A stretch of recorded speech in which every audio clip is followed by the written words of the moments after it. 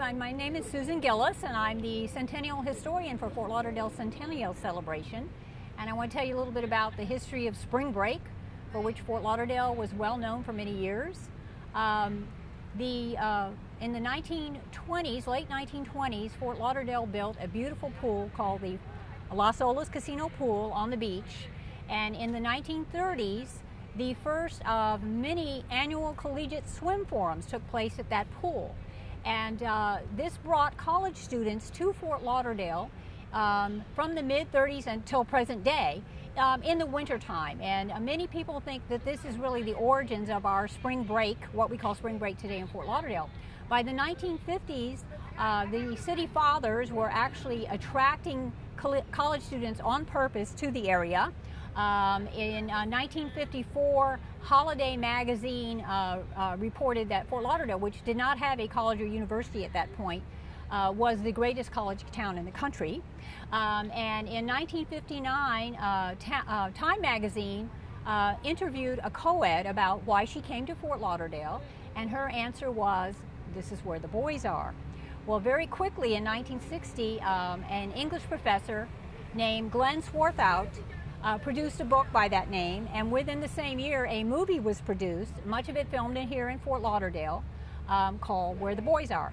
It premiered in December of 1960 at the Gateway Theater right in Fort Lauderdale, and starred at the time sort of relative unknowns like George Hamilton and Paula Prentice, and of course Connie Francis, who sang the song of the same name. And the people of the community were very surprised when 3 or 4 months later about 50,000 college students showed up instead of the usual 10,000, and literally inundated the community. At the time we had about maybe 80,000 residents or so. So this was quite an invasion, if you will.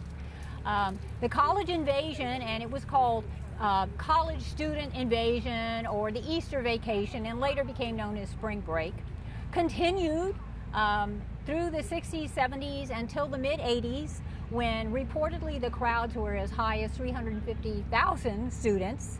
And at that point, there was always a love-hate relationship between the city, the hoteliers, the bar owners, and the college students, because obviously they brought a lot of income to the area, but by the mid-80s, the city determined that it cost the city more to police the college students and the bars and so on than the income that the town was actually bringing in.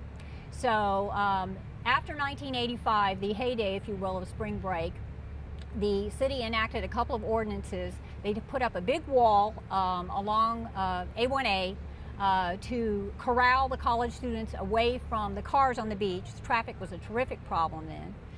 Enacted what they call the open container law, which controlled people drinking in cars and also in public places east of the Intercoastal, which of course is the beach, and pretty much encouraged everybody to move spring break to Daytona, which is pretty much what happened.